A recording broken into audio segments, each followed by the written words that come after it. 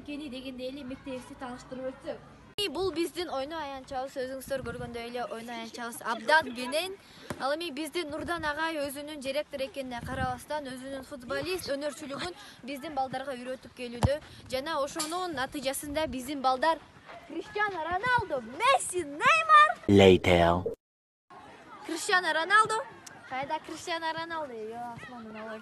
Мейли аларга жетпесе деле жетпейт дем.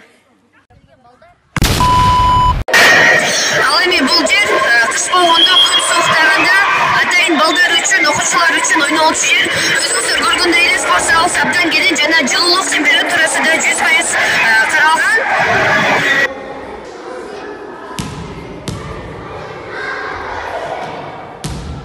Спорт денсаулыктын булагы.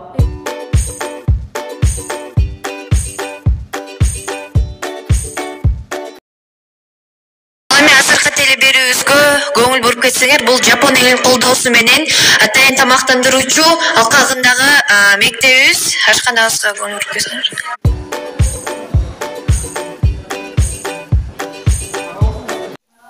Assalamu alaikum. Эгерде мектепте өрт чыгып кетсе, A few moments later.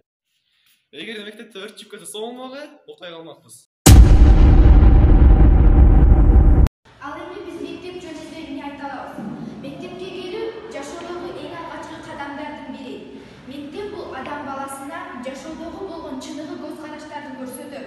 Жана дагы жашоодогу ар кандай сыноолорго туруштук берүүгө жана алдыга койгон максаттарыңа, ийгиликтериңе эч качан артка карабастан алдыга карай умтулууну үйрөтөт. Тарыхта ордуң калбаса дагы жашоодо бир ордуңду табууга жана ош жерде өз ордуңду таап, ал жашоодо бир бакыттын багынан алма үзүп жегендин мектеп бул көмөкчүсү. Билимдин кени мектепте. Акыл деңизден терең, билим тоодон бийик. Акыл бар, билимди самайт, акылы жок, кийимди самайт. Адамдагы эң сонун нерсе акыл менен билим. Китеп билим булагы, билим өмүр чырагы. Биздин